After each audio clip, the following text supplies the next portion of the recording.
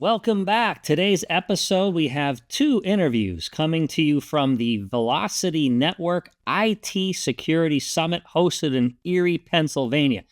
This is our second year attending, and we set up shop and had some interesting interviews with a variety of vendors and attendees. First part is with Patrick Thiem. He's the Millcreek Township School District IT Director. Under his IT watch, there's 6,500 students across 10 facilities. Imagine the work and responsibility that comes with. We dive into what it was like during COVID and managing getting students remote. We poke fun at some of the help desk requests that come in, why IT folks should be made millionaires out of the gate, and a variety of other topics. Really good conversation. You don't want to miss that. And on the second part, we talked to Elizabeth Reynolds. She's the East Coast Sales Director for SonicWall. SonicWall is a popular firewall appliance, but they're more than just firewalls. I learned something during this episode. Man, do they have a broad line of offerings. She talks a little bit about that, what's on the roadmap, and her take into today's cyber threat landscape. Stick around.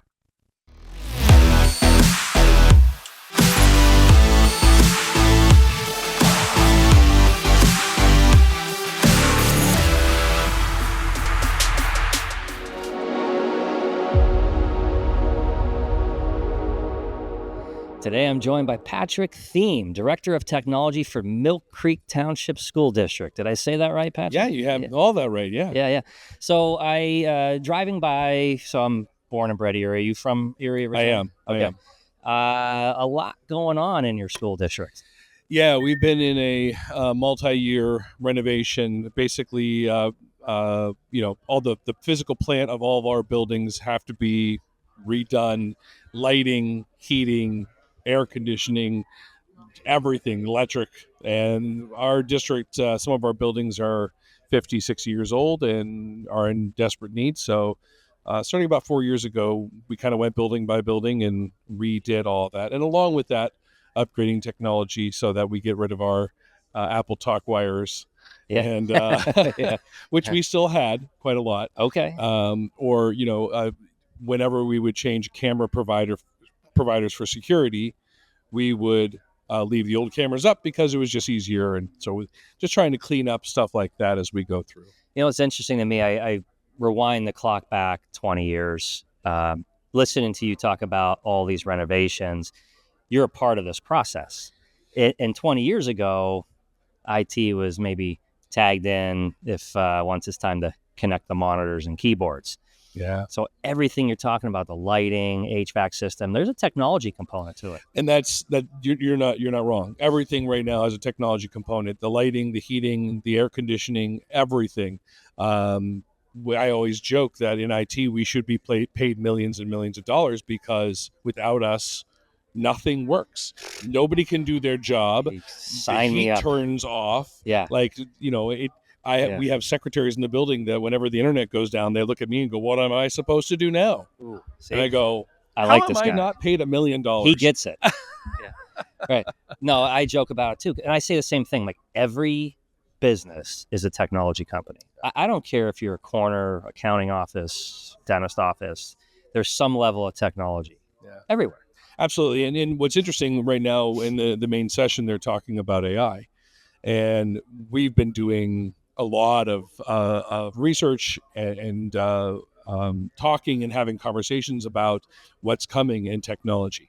And that's actually been one of the things that has scared me the most about doing the job, about being a technology director, is trying to foresee the future, trying to see where things are going. Right. And AI is scary. And I listened to a gentleman speak a couple weeks ago where he showed the clip of the Today Show where they were talking about the internet. I know the clip. And the A sign with the circle, and like us having these conversations about AI and how this will all be perceived in 10 years, 15 years, 5 years, about how little we knew about what was coming and how big of an impact it was going to make. And I truly believe that this is probably the biggest innovation in technology since the internet.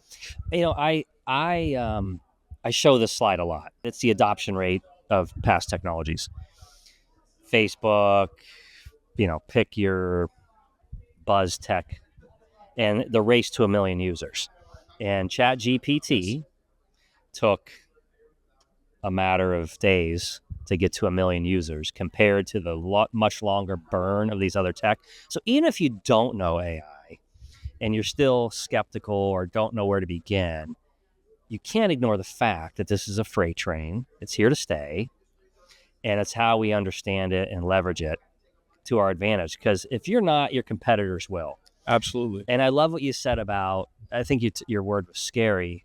So as good as it is to help us and how we conduct business and help educate our students, I'd like to get into that with you too. It's also used in nefarious ways. Absolutely. We talk a great deal about the fact that, we have, when we talk as school district directors of technology, we talk about where we are in the conversation. And you get 100 tech directors in a room, you'll have a segment of them that are putting their head in the sand and saying, we'll figure this out in 5-10 years when everybody else is using it, then we'll do that. Yeah. You have tech directors that are saying, we will never use AI, it'll never be available. And you have people that are saying, no, we're going to embrace it. So that middle group, there's another word for them, unemployed. Yeah, absolutely. Yeah. Okay. Then you just fire. Absolutely. Yeah. No, I mean, that's exactly right. And the thing to remember is that as scary as this is, we've been using AI for years. It's been around for a long time. Think about, you just type an email and it auto-completes. Absolutely. I mean, that's not, it's subtle. There's been translation. That's all AI. Yes, it is. There's not somebody at the other end of the computer typing in for you. It's all AI. Yeah. So we've had it forever. It's not really nothing to be really scared about. It's the generative AI and what is possible that is really kind of the scary part. So how long have you been in education at IT? That's a great question. So I actually have a degree in music. Whoa. From Penn State University, and I taught music for 3 years. Before 2000, I became the assistant director of technology for a school district south of here in Meadville. Okay. So I've been doing technology since 2000. Wow. And that's changed a lot. I was part of Windows NT. I cut my teeth on Windows NT. NT work groups and trying to join two buildings through a domain. Jesus, I know nothing of what you speak. One side of the computer. I'm way too young to know anything. Thank you. Saying. I appreciate that. Yeah. No, but so when I think about, IT and healthcare, IT and banking, IT and education, my perception from the outside is that there's very specific protections or considerations. How you deploy IT in your land doesn't necessarily apply to others. Is that a true statement? 100%. Okay. 100%. And with that too, we have the unenviable task of trying to teach next generation's technology users. So we have the unenviable task of what you just said, how it's used in this, and we have to be very aware. We just had we called Portrait of a Graduate meetings, where we brought community members in to talk about what would you like to see our graduates learning? What do they need to know before they come into the workforce? That's a great example what you gave. How it's being used in this compared to how it's being used in this. I mean, it's completely different. Well, think about COVID. I can't imagine what you had to go through when it was, you can't let the students back in the classroom, and the infrastructure to facilitate remote learning. That was a chaotic time. Yeah. So basically, the thing for COVID for us was we were on our way to being one-to-one student devices. COVID made that fast. It was already happening. We were on our way to, with our management learning system, our LMS, using Google Classroom as our LMS. Okay. We were on our way. It just made everything faster. Okay. Not in a good way, but in a I remember being at McDowell Intermediate, a big circle building, big circle driveway, and the parents lined up, and we were handing out computers like bags of potato chips. My God. So that kids could be one-to-one at home. Yeah. And So that just made everything quicker to try to get up to date so that we could do virtual. What's your view on technology in the classroom? Because I'm the cynic there. They're going to use their watch to understand what the answer is to this question. I tell you what, that is a fantastic question. And the reason I'll say that is because I'm a tech director, but I firmly believe that in the next 5 to 10 years, you're going to see schools, maybe not public, but you're going to see private schools that are going to offer parents no technology education. I firmly believe this. Actually, it's happening. You heard it here first. It's happening in California, and where it's happening is... Oh, it is. It's happening already. It's happening in California. My God, thank God. Yeah. No, seriously. In places where you have these people that work in the tech industry that want their kids to go to school, and they're sending their children to schools that say no technology. Well, maybe we can teach them eye contact. Maybe we can teach them active listening. Look, you and I went through school without this, and somehow we survived. I would argue somehow we came out better. I understand technology and all the benefits of it, but now they become pacifiers. I mean, you see it with... It's distractions. They're all distractions. And I can't imagine in today's you can't discipline anybody world to not allow someone to take a phone call. There's going to be parents. There's going to be uproar. Well, if I need my student, I need to get a hold of them. Well, then call the front office. Well, and so we just had this conversation. So we just had this conversation because for the first time, our school district has a cell phone ban. Okay. So students they're allowed to bring their cell phone to the school, but it has to stay in their locker during the day. And one of the first arguments is, as a parent, how do I get a hold of my child? And the answer is, call the front office. Call the front office. What did they do when they were kids? Yeah. This is exciting. I'm glad to see, because I feel like that pendulum has swung back to education-specific IT stuff. How do you detect technology? Is there sniffers? Like, is it just a different way of thinking? Well, one of my whole fights being, again, as a tech director and a previous teacher, even though I only taught for 3 years, there is still a big push on classroom management. There's still a big push for teachers to teach. So as a teacher, if I see a kid pull out a device, I have to be able to stop that. You know, one of my favorite phone calls I got once was I was from a parent? No, this is from a teacher. From a teacher. Okay. Teacher sitting in a computer lab. Okay. Picks up the phone, calls me, and says, "Patrick, there's a child on computer 4 who's playing games." Oh, what do we do? Yeah, and I said, "Tell him to stop." Well, don't you want to do something? Don't you want to stop him? Right. Don't you want to send him to the principal's office? Well, I wonder if the hesitation was, like, you can't discipline anybody. I know.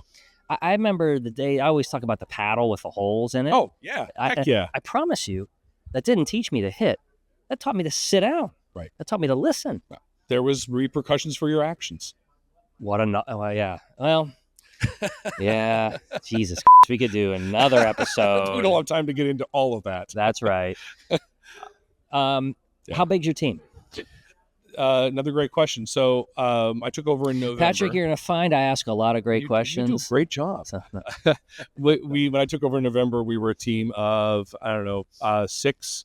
And we've just, for the first time in, I can't remember the last time. For years, we were the team that whenever somebody retired, we didn't replace them. That was always our team. Oh, man. So for the first time, we added positions. Sorry. I'm now up to 10. But that includes 3 data professionals that just seriously work on data. How many buildings are you? 10 buildings. 10 buildings, and over how big a footprint? Like, thinking of transit time. The longest drive for me is about 30 minutes. All right. So and we have about 6,500 kids. 6,500 kids, 10 people. Yeah. And I'm assuming MSPs are a big part of your... Yes. So is VNet one? Yes. Yeah. Please? We leverage VNet actually quite a bit. Yeah. Who do you deal with? Brian Marshall. The man. Yeah. All right, good. No, Brian came in a couple of years ago and set up some really great stuff for us, including the ability to house offsite for disaster recovery, God forbid something happens where we have a fire in our education building and we lose everything. One of the great stories I remember is from 9/11. When the towers fell in 9/11, there was all this financial data that was stored there, but they had remote access sites in Upper New York and in Virginia that as soon as that went offline, those went online and they never lost a second of data. Yeah. And so that's great. That's fantastic. So we have VNet as our ability to say, if something happens on our main distribution site, that we have the ability to have backups that are available to us at VNet. Those are good. That's a great example to cite. It's always, I imagine are you responsible for the budget, IT budget? Oh, absolutely. Yeah. So it's a lot. Yes. Lot. A little more than a household. Yeah. But is it, I feel like I'm asking you a rhetorical question here, or a softball question, but these aren't good questions at all. Yeah, now these questions suck. No, but is there downward budget pressures for you? Oh, yes. Obviously the world is in an inflation. It's not just America, it's the world. The world is in an inflation. That's right. So we all, we have to do more with less. But it's paradoxical, right? We are increasingly automating and technology driven, but do it by spending less. Yes. That's a challenge. Yeah. Well, we buy our K to 2 students who use iPads, our 3 to 12 use Chromebooks. So every year we are recycling 500 students in kindergarten with iPads, 500 third graders with Chromebooks, 500 sixth graders with Chromebooks, and 500 ninth graders with Chromebooks. We do that every year. So we buy 2,000 Chromebooks and 500 iPads every year. Every year. And then not to mention the staff devices that are on a 5-year cycle and the servers that are on a 5-year cycle and the network equipment that's on a 5-year cycle. And so I'm assuming you have some kind of centralized ticketing system. Again, we use ConnectWise through VNet. Okay. And then do professors, teachers direct line to you, or is it discipline to go through ConnectWise? Patrick, you're in passing. My favorite is, can I ask you a quick question? Oh, it'll just take a second. No problem. I know you're doing 1,000 things, but it'll just take a second. Yes. Yeah. No, we have everything is supposed to be funneled through our ticketing system. Yeah. I'm old school. I love customer service. Yeah. I love it. I want people to be able to call me and ask me questions. Yeah. So I'm stuck in the middle. Like I want them to feel comfortable to call me. However, at this time of year, don't call me and tell me your shoes are untied and you need me to come tie your shoes. Well, please don't call me. Yeah, it's amazing. Like IT's role. You're marketers because you have to sell, again, increasing tech, but spend less. Absolutely. So, and a lot of your services are based on something that hasn't happened before. Yeah, but everything runs on technology. So you That's have the budgeting system. Yeah. That all runs on technology. You have to buy a system to spend money, to figure out how you're spending money, and everything runs through IT. So all these tablets and iPads and Chromebooks you're handing out now, you're responsible for supporting those? Correct. Protecting them as well, making sure that they comply with all the regulations so that the kids can't get to anything inappropriate. Yeah. Yeah. And you do phishing campaigns? We actually do. Yeah, we do phishing campaigns. One of my hires, which I'm very, very proud of, is we finally hired a security. Someone dedicated for security. And this is 2024, and I now have a security person where is that wood? I'm going to knock on that. Maybe. Well, I know that. We're going to find out later. Yeah. So I'm going to say we've been incredibly lucky. And we've had people in place that have done a really fantastic job, but now we have somebody who's dedicated to make sure that we're doing things right. Who do you report to? So I report directly to the CFO. Yeah. This is a pet peeve of mine. But please continue. Yeah. So the way that our district breaks up is that the building and grounds, custodial, IT all report to the CFO. CFO reports up the chain. I always ask the question, if our current CFO leaves, will that stay? Because our current CFO has the capacity and the ability to do all this. Patrick, that's a great question. Yeah. It is. I get the history of it. They used to be accounting systems, but it's a much different world. It and is. to say that the CFO, who has his or her own responsibilities for running the organization and, responsible for the P&L, is also an expert in technology. Oh, bullshit. I mean, some of them are. I'm not disparaging hope, everybody. No, my hope is that he has enough confidence in me to say, when I come to him and say, these are what we're doing, this is what we're purchasing. And he's, like I said, I'm new to this position. I was named the director in November. Prior to that, I was a tech in the school district. Congratulations. So yeah, that's great to hear. It's a good story. Yeah. But I think IT professionals need to have a seat at the table, because every conversation is going to have a tech slant to it, and it may change the approach because everything's so interconnected. Yeah. Even if it's a meeting that doesn't involve tech, who cares? You should be at the table. Yeah. When you're talking about building construction, and I've been involved. I mean, I've been in tech or in education since '96. I know that technology hasn't always had a seat in building renovations. Yeah. I know that. Yeah. It's when the building renovation is about done, and they go, well, what about the wireless in this area?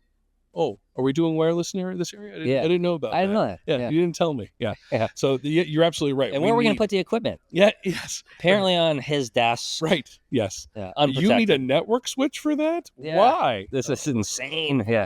So finally having a seat at some of those tables. And you're right, Good. we do. We need to be involved with everything. I have weekly meetings with curriculum, which, man alive, we get so much done. But it's so important that the two of us work together.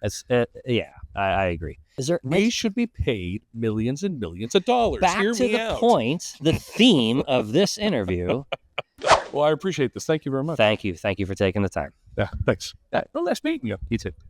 And next we have Elizabeth Reynolds from SonicWall. Again, she's the East Coast Sales Director. She gives us a lot of insights, not only into what SonicWall offers, which is very different than just 3 years ago, but also a little peek at the threat landscape and what they're doing to address it. Because you always hear about AI and how it positively impacts our productivity.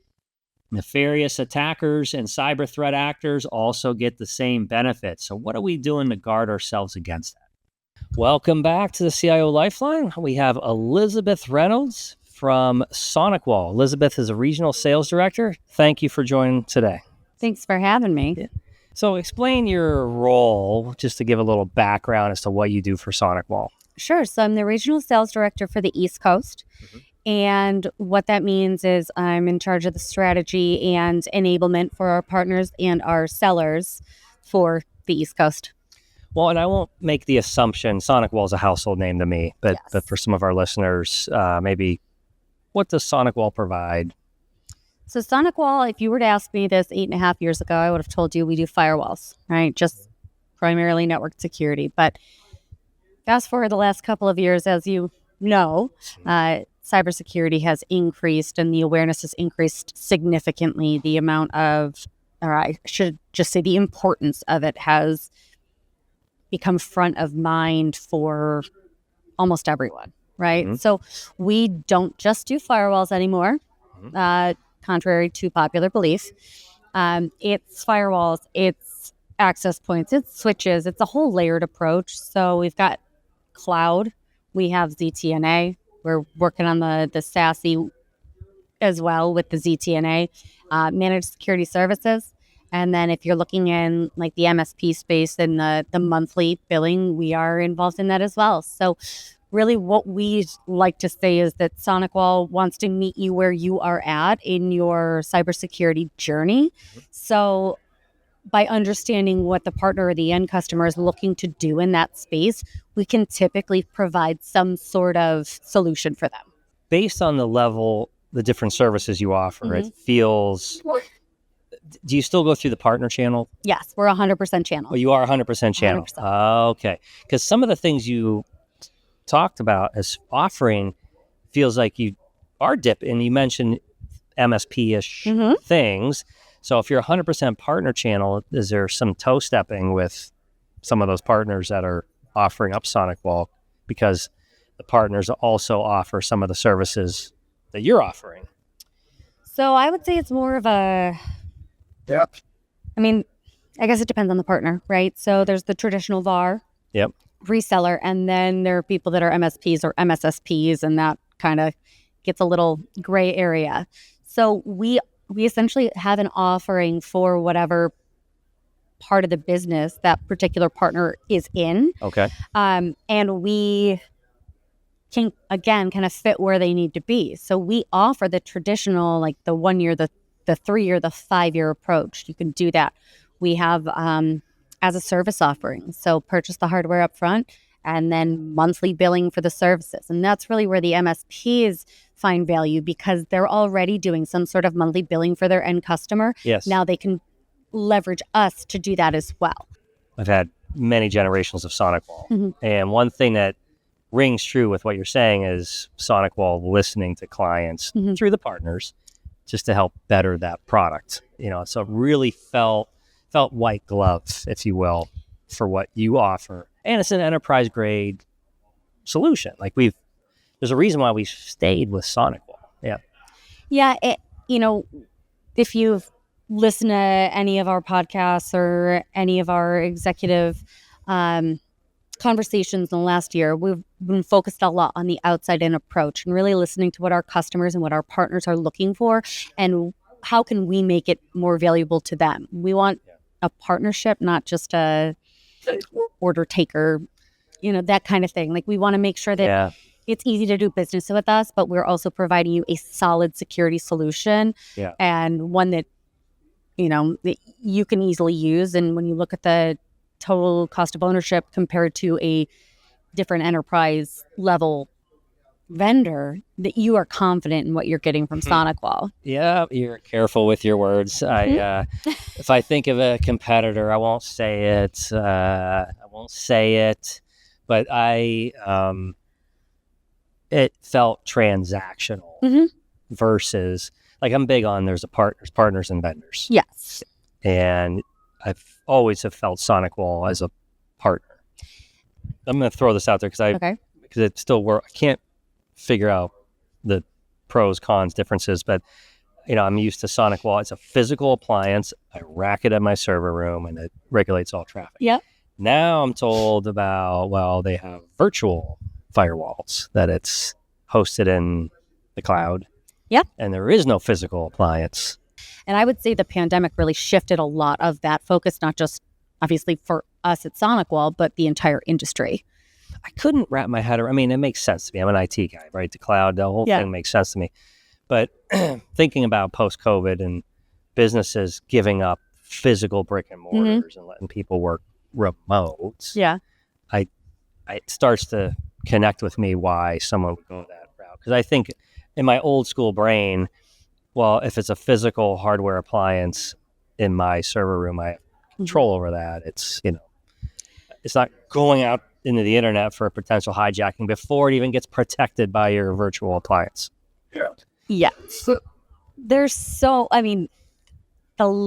the layered approach is so important in that space, right? Yeah. So even with a firewall, it doesn't mean you're 100% protected. Sure. There's the multi-factor, then there's the endpoint, then there's the detection response, the MDR, the EDR, the R's, as we like to say, right? Yeah. And that's another thing SonicWall just brought on board. So we've got now our managed security services. Okay. And that's an opportunity for our partners to leverage SonicWall to provide those services to their end customers. So the MDR and the XDR, so we can do, if you can provide us a log, we can monitor that for you. And we have a SIM and a SOC now. And that's and that's on a monthly basis. And ransomware was the 800-pound gorilla. Yes. Is it still 800-pound gorilla, or is there a little more? What's the next threat? Oh gosh. Honestly, we just talked about it earlier, the phishing, right? There's all sorts of phishing now. There's what we're talking about, whaling and all sorts of acronyms and words for that. But going back to the history of SonicWall, we've been in the industry for 30 plus years. Yeah. We have all of the history and the logs from that. We have our capture threat labs, and they're detecting all of this information. So what we do on every 6 months is we report a threat report. So we just 2 weeks ago launched the mid-year threat report, and we kind of analyze what we're seeing based on those labs that we have globally, and all of the detection and it's, I don't even know how many pages now, but we do have a nice 3-page PDF to give you the highlights. Yeah.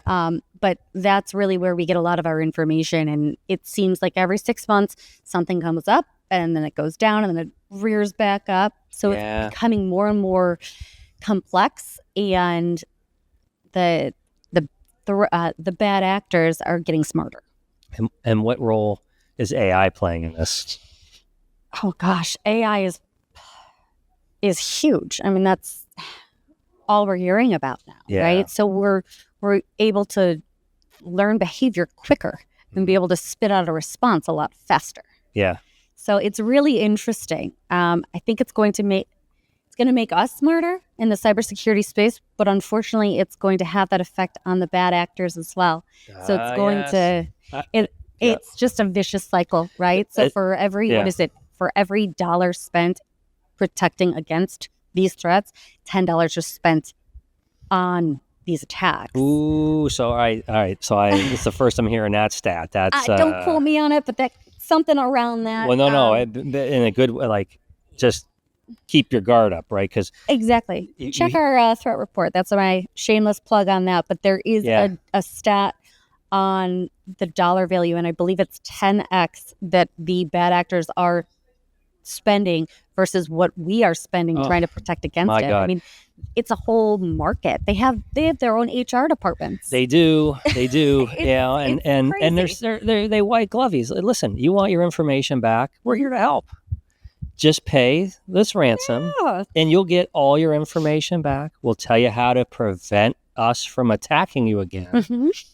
And we might hold on to some of it just in case you don't listen. Maybe, and our new threat, we'll welcome to hijack you again. No, it is, but you're right. It's a business model. There's an HR department, and they treat it. I mean, it's a legit business. Mm-hmm.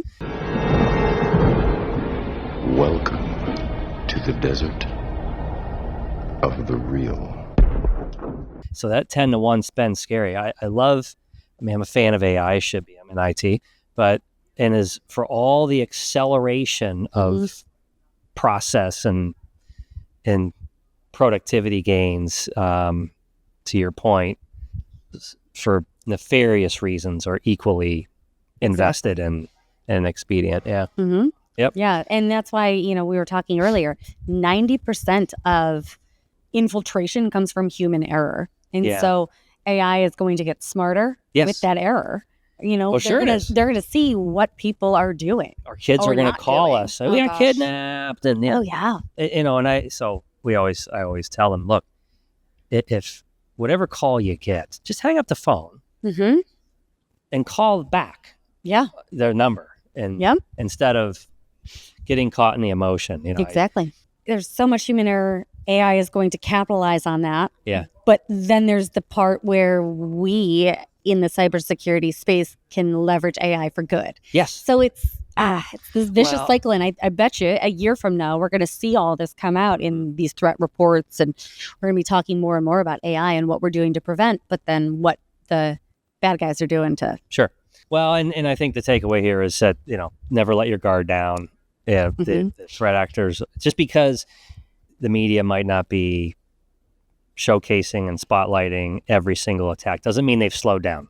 No, not at all. I mean, even a year ago was the big Vegas attacks, right? I think it was just about a year ago. Yes. And then look at they got hit again.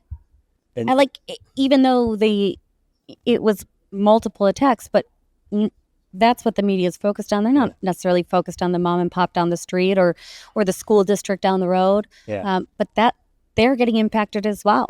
Well, it's because they didn't have a SonicWall. That's exactly why. Yeah. Well, hey, so thanks. I appreciate your time. Again, big SonicWall fan. For those that are not familiar with the product, be sure to check out their website and learn more. Awesome. Thank you so much for your time. Thank you.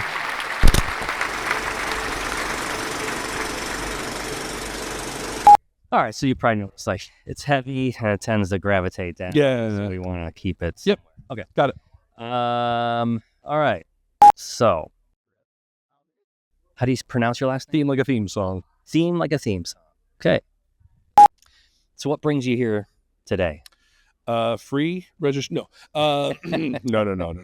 And VNet's mindset and thought leadership is just one of the many hallmarks, one of the many benefits they bring, and that's the type of conversations you have. Like the depth of the team and the experience does help. Yeah. Can I plug them anymore? Yeah. Do we get something out of this, like a T-shirt or something? Yes. I mean, well, how else are we going to make millions of dollars? Yeah. That's right. Yes. Not through tax funds. that's No, for sure. no. Yeah. Just mind blowing. I mean, that is retarded. What, am I allowed to say that word? You're not allowed to say that. Sorry. It's Crazy. Crazy. It's crazy. Yes. So next year, and I'll have to change that word too. exactly. Yeah. So